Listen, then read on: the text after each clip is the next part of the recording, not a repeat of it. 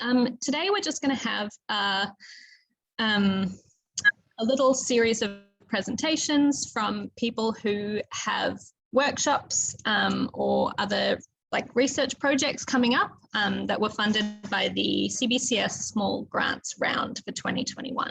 So these are all things that will be happening in the next few months, and we just wanted everyone to have an idea of where the money went from that grant round, so you can see what kinds of project got funded, and B, so that the people who are running these workshops can advertise them, because some of them will be open to broad members of CBCS, and then some of them are a little bit more targeted. So we're just going to run through a few of them today. I'll be presenting for a couple of people who couldn't make it because they had teaching commitments or other things going on. But otherwise, you'll be seeing the people leading the projects, giving the presentations. So I'm just going to share my screen. Okay, so hopefully you can all see that. And we're just going to start. So the first person up, I believe, is Chris O'Brien. Yes, so Chris, do you want to unmute and take it away? Sure. Yeah, thanks, Natasha. Thanks, Tatsuya, and thanks, CBCS for running this. I think it's great. Our workshop is specifically looking at an interdisciplinary question. We're wanting to look at the interplay, the relationship between biodiversity and biodiversity conservation and human infectious diseases and disease risk in particular. So some key goals out of this workshop are to foster collaboration between experts in conservation, biodiversity, with experts in epidemiology, infectious disease dynamics, zoonotic diseases, etc. So this workshop is being led by me, by Helen Mayfield, Esther Onyango Griffith, and Ama Wakwela at UQ as well. It's going to be held Friday, October 15th, and it'll be about half a day to 1 day commitment. We would love for you all to come if you can. If you're interested in being involved beyond just presentations or watching presentations, we're going to be doing more of a discussion session. And actually, we can go on to the next slide, Natasha, and got a bit more detail about some key takeaways. So as I said, foster collaboration and facilitate some discussions. So we're going to have really 3 sessions. We're going to have on that Friday a morning session that's going to be a series of presentations, and these presentations will be from ECRs and established researchers across these fields, both at CBCS, UQ School of Public Health, as well as other institutions like Griffith and CSIRO. We're going to be providing morning tea and lunch, so definitely come, have some free food, have some drinks, and then we're going to have an afternoon session with a smaller group of extra keen people who are interested in carrying the discussions further, and we're hoping this will lead to either some sort of a paper or funding proposal, student project, etc. So we're hoping for some productive outcomes out of that afternoon session, and then we're going to have a follow-up session probably 4 weeks or so after with that core group.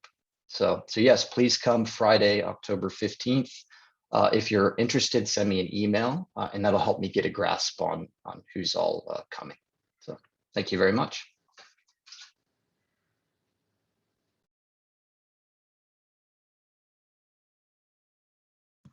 Sorry, I just realized you can't just press spacebar to unmute when you're also sharing your screen. Right, so next we have Carlina presenting. Take it away. Yes, so hi everyone. So our team over there, led by the group with Jonathan Rose from SES Sustainable Landscape team, we propose a proposal that is, well, you got the core team there. You can go next, Natasha. So our proposal is actually talking about infographics. The condition often is, as scientists, we're doing lots of papers, we've got lots of amazing, great science, but we want to communicate the science more to, lay people. And what better way to communicate it than to infographics? And why is infographic at the moment the most effective way to communicate? One, sharing infographic, mostly humans and also, non-research lay people are visual creatures, and things like Instagram and such, a really great platform for that, great platform to share the information. And now with a lot of digital world and everything going on, attention span is shrinking. So we have to keep everything spicy and interactive. And all these infographic has a lot of data that you can put on. It's data dense, high data density. And what we're looking for also is interaction with social media, going viral and letting information and our research go across the platform. So next. So this is just a quick example. So this is a research on wildlife trade. You've got a whole bunch of text on the left that I'm not going to read out, but next. You make it into an infographic and instantly, it becomes so much more interesting. You got so much visuals, and you don't even have to look into much text. You understand more or less what it means.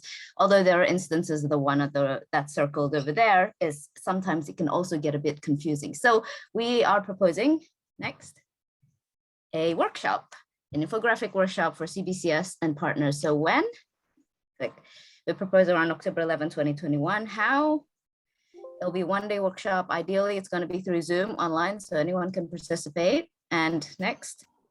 And then also after that, we'll have a 2-week drop-in session to discuss the infographics that produce. Next. Who? CBCS alumni and partners. We're going to cap participants, but they'll be out. And then after that, we're going to have like an e-conference on Instagram, which has never been done. We're going to see how that goes. And after that, we're going to have a running, last one, CBCS Instagram account that we will keep this on record, and anyone can continue to share their work as well. Thank you. Oh, and also do contact me if anyone's interested. We're going to open registration as soon as everything gets sorted out. Thanks. Thank you. That sounds super interesting. All right, let's see. Who's next? I can't remember. It's Mercedes. Do you want to hop over here? All right. I'm just going to do a little trade. Hi, everyone. This line can minimize this. So the workshop that myself and Carissa and Daniel and Jim Walker put together is a workshop looking at connecting culture and conservation. So what we're proposing is a collaborative workshop for HDR students, early career researchers, some folks at CSIRO, other universities like the University of Sunshine Coast, and some other NGOs such as Ocean Networks Canada, really to bring together an interdisciplinary approach for looking at the management and conservation of migratory marine species and how we can bring a cross-cultural approach from an Indigenous perspective for this workshop to then hopefully publish a paper from. And it's going to be held on country. So as I mentioned, it's cross-cultural. It's going to be taking place on Kabi Kabi lands, and it's going to be in collaboration with the Kabi Kabi People's Aboriginal Corporation, so up on the Sunshine Coast. And the aim of the workshop is to systematically review the existing academic literature on the incorporation of Indigenous knowledge into migratory marine species conservation and resource management, as well as governance. And these are just some very focused objectives that we could look at bringing together, but really we hope to have input from the local community, and there'll be an opportunity for folks to join, hopefully through a Zoom link, and possible cross-cultural collaborations with some Indigenous folks coming to UQ and sharing their perspectives as well, maybe at a CBCS morning tea. And we're going to be working with, it's going to be hosted at Tribal Link, which is an Indigenous education center. So it'll be a one-day workshop, and then hoping to have a publication from that, and also that cross-cultural collaboration at UQ. So the date is still to be confirmed, and there'll be more information coming out through the CBCS channels, but stay tuned for that. And if you're interested in joining or participating, feel free to shoot me an email, or the other investigators too. Seamless. All right. Who's next? Katie or Alma? Which one of you is presenting? Katie's presenting. All right, take it away, Katie.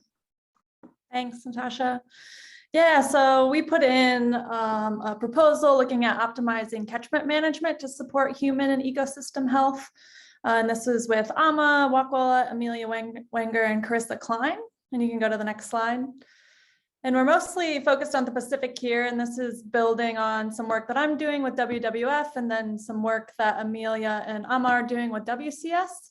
But the main idea is that land use change is from agriculture and from other land uses is causing runoff that can lead to sedimentation and nutrients and toxins entering the waterways and then coastal areas. And this can have negative impacts on both coral reefs and coastal habitat, as well as increased waterborne illnesses. So we're trying to find ways that we can better manage land use and better manage wastewater disposal to both have benefits for the natural environment and for human health. And you can go to the next slide. So we're going to host a 2-day workshop, and we're still figuring out the exact dates, but it'll likely be sometime in October at University of Queensland.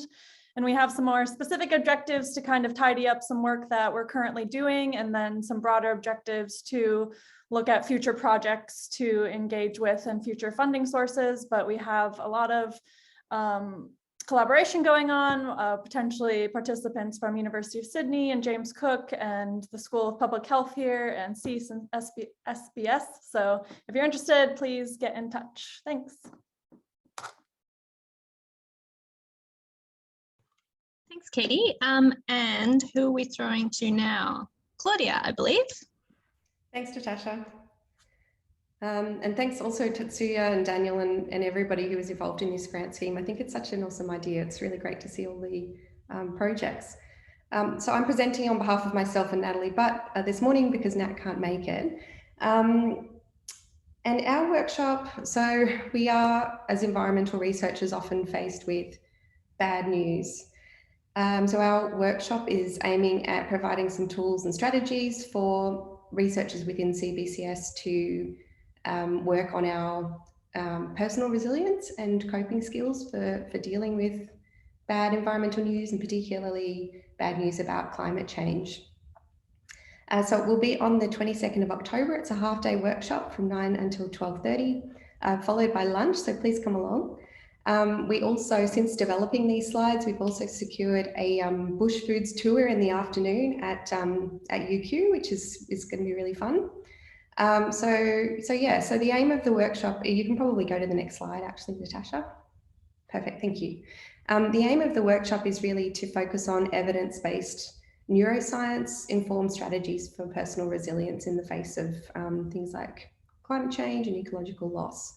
So those things that we deal with, that we work towards, we work on every day, but that also impact us on a more personal level. So the workshop will be delivered by Anna Cook, who did her graduate work here in psychology at UQ, and Julie Dean, who is also a clinical psychologist here.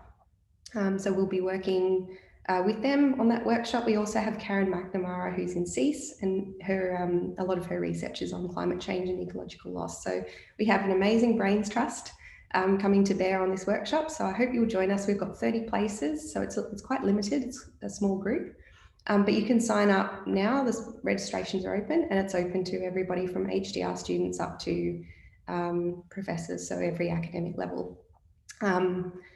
And that's about it. So all I wanted to really highlight is that it's quite focused on strategies and tools. So we will be doing a little bit of personal sharing and have the opportunity to network with other researchers as well. But we're hoping that you'll come away with some evidence-based tools that you can put into practice in your own life and your own work. All right, thanks very much. Wonderful, thank you. I had a big cry yesterday about the state of the world, so I will be signing up shortly. Oh, yeah. All right, who have we got next? This is Laura.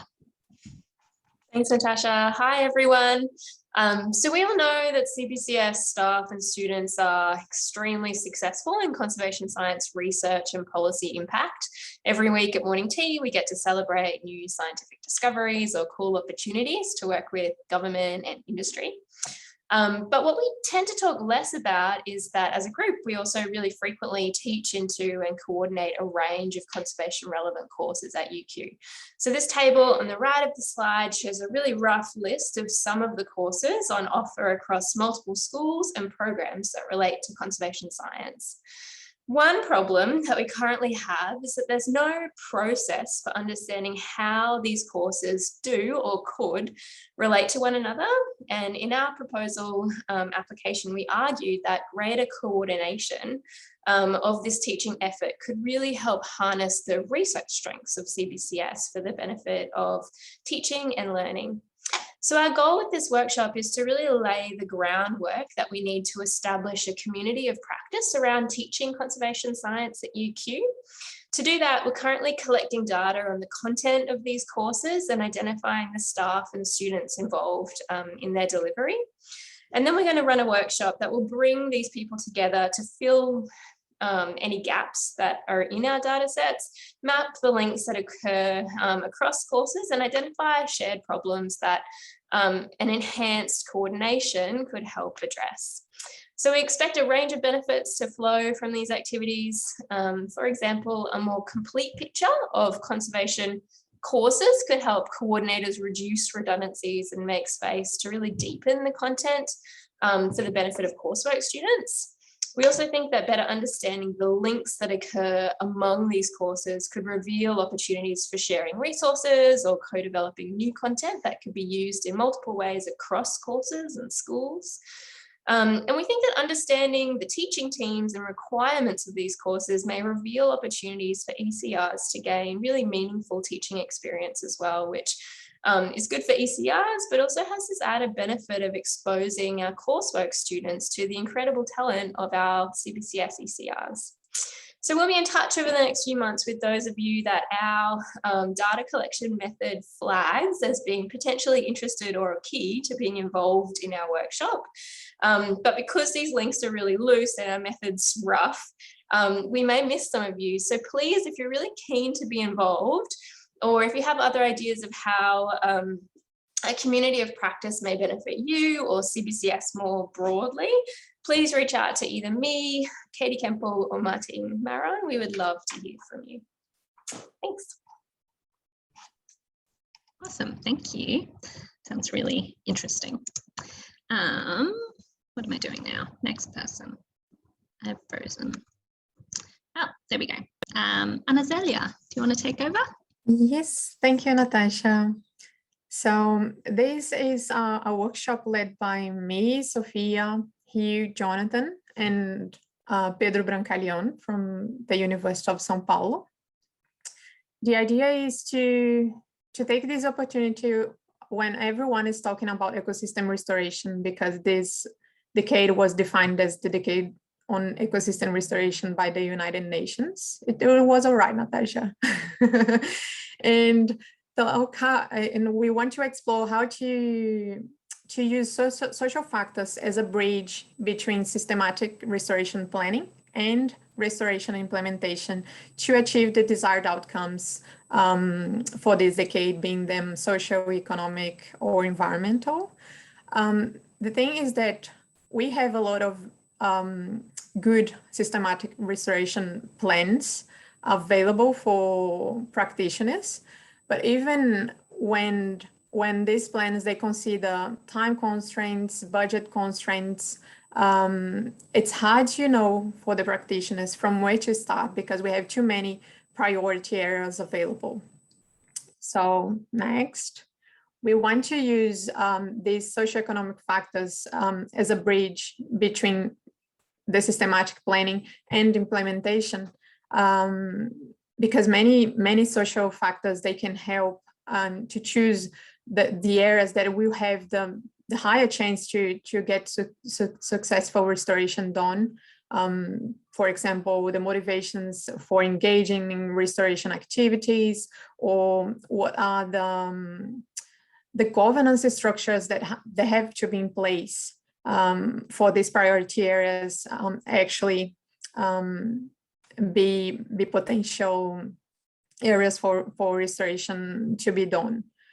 So we want to next involve restoration practitioners and academics.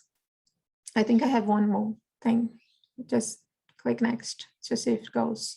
And this will be an experts workshop.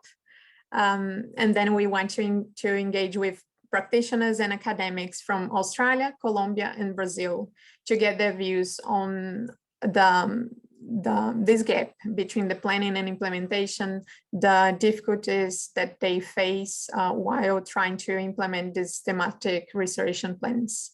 This workshop will be held in late October from the 19th to the 22nd, I think, which is great because I've seen that so far there's no overlap with the other workshops. And yeah, that's pretty much it. Well, thank you. All right, now I'm just going to, sorry, oh, my screen keeps. Robin, I'm really sorry. We're going to just skip down to Carissa quickly because we just figured out she has a meeting clash. So I'm just going to skip. Everybody close your eyes. Don't look at anyone else's slides. Keep them closed. Okay, you can open them and we're going to hand over to Carissa. Hi everyone, sorry my video doesn't seem to be working, but I'll go anyway. So this is a project that I'm not leading, but I am the CBCS affiliate. Claire Hume is leading it and she's on annual leave today. So here I am. So this one's a bit of a random one. And I guess it's, I don't know if everyone knows, but the University of Queensland has a arm called UQP, which is UQ Publishing, and they're one of Australia's leading publishing groups. They publish everything, not just our academic books and all of that, but they do children's books, picture books, novels, all sorts of stuff. So what this workshop is going to be about, it's just going to be a little half-day workshop where we're hearing from Claire Hume, who is the sort of director of children's book publications, hearing from her about what makes a good children's book. So the idea is that she's really into conservation and the ocean and all of that. The idea is that it's an alternative way of communicating our research to a different audience, but doing it through, through storytelling to kids. So she's going to go through what makes a good children's book, how we could sort of take a bit of our research and tell a story in a different way and potentially lead to a children's book on it. So it's a really interesting and unusual collaboration. It'll be good fun. It'll just be a half a day to about 20 people if we have that much interest. I said it's at UQ Long Pocket campus, but I think we're going to move it to a bookshop. Probably Riverbend Books over in Balimba has offered their space for free, and then we'll have lots of books surrounding us for a bit of inspiration. So I look forward to this collaboration.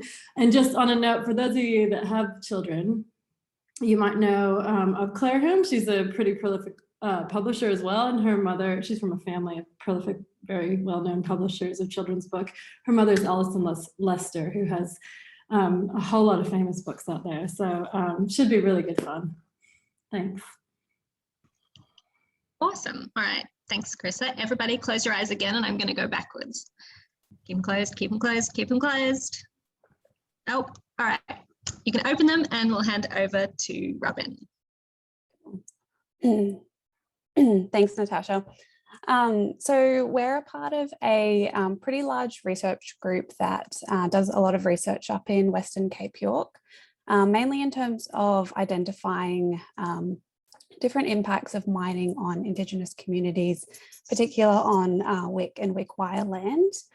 So we do a lot of research about developing different sustainable rehabilitation options and conservation and Indigenous protected areas in the region. But we put in a proposal to kind of fill in a massive gap around Indigenous engagement in research, particularly getting a lot of traditional owners on papers and for peer review journals. So we wanted to have an opportunity for traditional owners of our project and also for CBCS to provide a lot of feedback on the outputs of our research and being incorporated into papers and being on the author list, and just to provide a lot of information about what the publishing kind of requirements are for peer review journals, and also for researchers to ask questions for TOs to identify different ways for traditional owners to be more included in their research outputs. So I think I've got one more slide. Cool. So these are kind of the really broad objectives. We'll be holding a one-day workshop. The date's to be confirmed, but probably around late October. We've got to just organise some traditional owners who would like to come down. But it'll be held at UQ and it'll be a really informal conversational style format in collaboration with a few people from SEAS and CBCS and SMI and the University of Sunshine Coast, where we'll be discussing different ways in current research that we have performed in Western Cape York for TOs to be included in as authors on different papers that we're submitting. And also for different ways for traditional owners to be more involved in conservation research. So an opportunity for researchers to pose different questions to our group and get a few answers as well. And then hopefully to also discuss and plan to co-author one research paper with a few TOs from our research as well. We'll also be holding a kind of a really informal seminar question Q and answer style seminar where people from CBCS and also TOs, hopefully if they would like to join in on Zoom, can answer a few questions and provide all of the outputs and answers from our workshop as well. So it'll be a really collaborative experience for both all of the TOs that we have been involved with. Hopefully we'll be recording this to send out to the community as well. And also for researchers to ask questions and just have a really informal workshop. So there'll be opportunity to ask questions that we can talk through in the workshop. So I'll send out more information when I have it all organized. So, thank you. Great. I love that idea of recording it for people who can't make it at the time. That's a great idea. All right, now, okay, this is me. I'm up now representing Diana Fisher, Robbie Wilson, and some of their PhD students, Kayla Del Simone and Gabby Sparks. So this, sorry, Diana had an extremely heavy teaching load today, so I'm presenting their work. So basically there is an upcoming, what's the term I'm looking for? Basically a translocation of Kawari, which I had to look up, but they're very cute. So basically the participants in this workshop will be primarily the Australasian marsupial and monotremes species specialist group, along with experts in threatened mammal breeding, ex situ conservation, fencing, and invasive predator control. So we're really hoping to build some connections between the Hidden Fell staff and students and people in CBCS and more broadly UQ. So the aim is to assess the priorities, goals and limitations of ex situ conservation of marsupials, and there'll be discussions about the Kawari case study with Arid Recovery, who's aiming to balance captive breeding for wild-to-wild translocations, breeding success in the wild and meta-population management. And they'll be looking at discussing the role of how Hidden Fell as a research station kind of can fit into this idea of conservation of threatened Australian marsupials and captive breeding and that kind of thing. So we don't have any concrete dates yet, but Diana might give us a little rundown at a morning tea in the future when she's able to make it. So keep your ears peeled for that, eyes peeled. It'll be coming up, and hopefully not October, because October's turning out to be quite a busy month. But yes, look out for that, and they'll be sending out more information as things get organized as well. All right, who do we have next? Oh, sorry, no, she had another slide. So this is some of the participants that are confirmed. So some very fancy and important people in this area. And then there'll be some space for students as well, I believe, to sort of as a way of participating and seeing how these things tend to go with specialist groups and that kind of planning for the future. So yeah. All right, now I am going to hand over to Manuela. I believe you're presenting this. Take it away. Yes, yes. So yeah, I'll go through this proposal of a 3-day art training workshop that we planned with Stefan, Matt, Catherine, and Katie. So the workshop aims to unite CBCS researchers around data analysis and computer programming upskills, moving from beginner to a more intermediate level coding. This training will also provide a space for participants to discuss coding challenges and solutions. So in this way, enriching the coding community within the center. And it will also be a great opportunity to improve research and collaboration across math, stats, and conservation. So in the next slide, yeah, a brief description. So it's a 3-day cater workshop for 30 participants, both in person and remote participation through Zoom. So following COVID restriction, it could be easily rescheduled for Zoom only. In this training, we will cover practical issues in statistical computing in R, basically programming in R, reading and writing data, accessing packages, writing functions, debugging, profiling, organizing, commenting code, as well as creating data products using R Markdown. It's designed for beginners, but also intermediate users of R would benefit from some sections. For example, in one of the days, we will learn how to automate repetitive tasks. So this training will help participants move from copying and pasting the same chunk of code over and over again to using functions or for loops.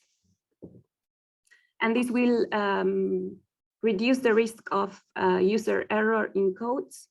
And this also allows for the use of parallel processing, which can save us a lot of time, especially if we're working with large data sets.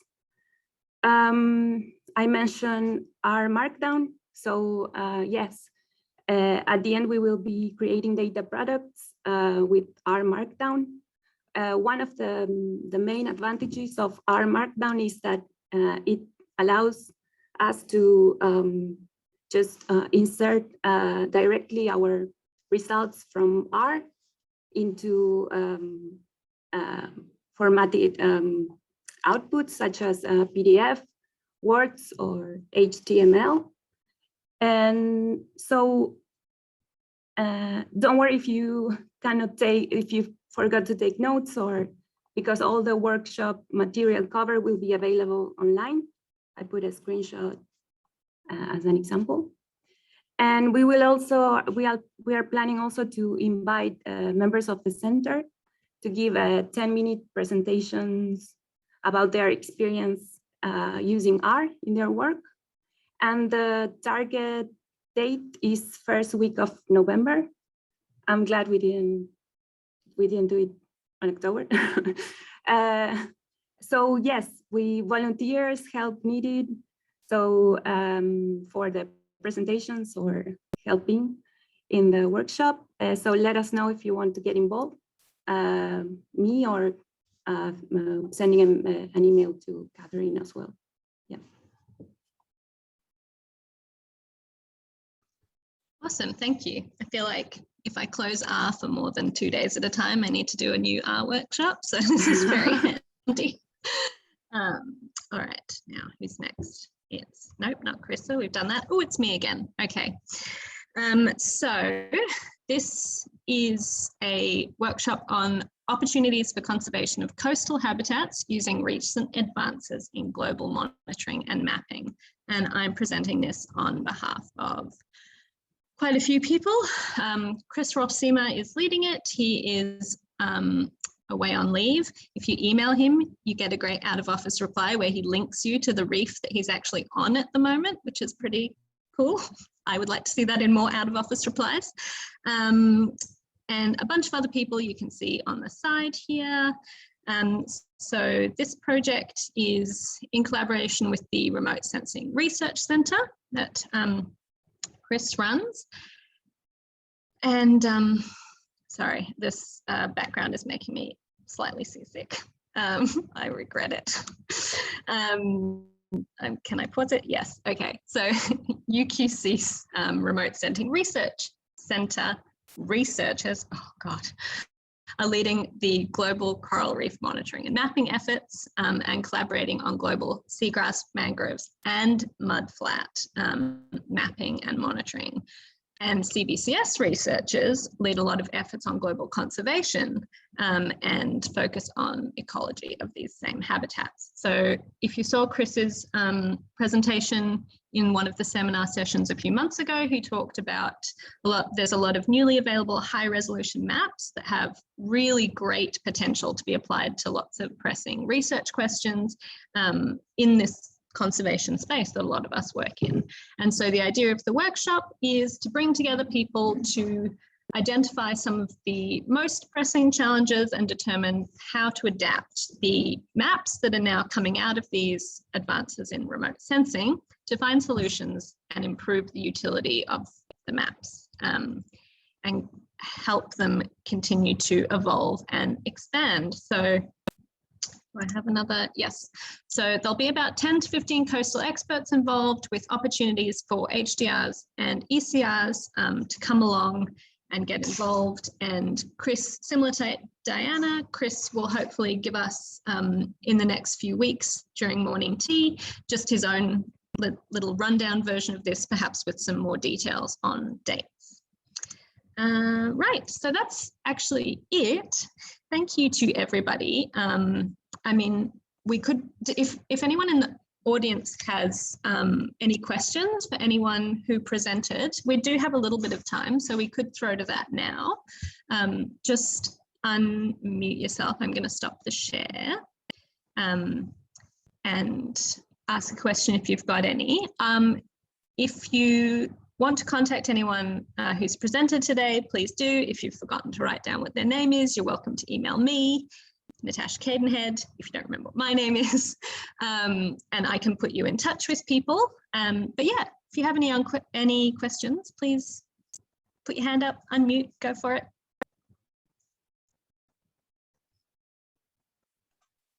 Hey, Natasha, No. can I jump in for a second? Go. So first of all, I would like to say thank you very much to Natasha for pulling this together and so quickly, and to all of the presenters for being willing to throw their slides together so quickly. This has been great. It's really exciting. It's kind of insane to think that this is all going to happen within the next 6 months, because then your money goes away, or even less. So we'll be looking after that to make sure. But just a big thanks to everybody for putting this together. And a note that I hope this is inspiring ideas in people who are listening, because this is not the last one of these. We intend to run another one in early 2022. So keep your ideas, get them ready, and we will be back. Tatsuya and Natasha will be back to invite more proposals in early 2022. So thanks all.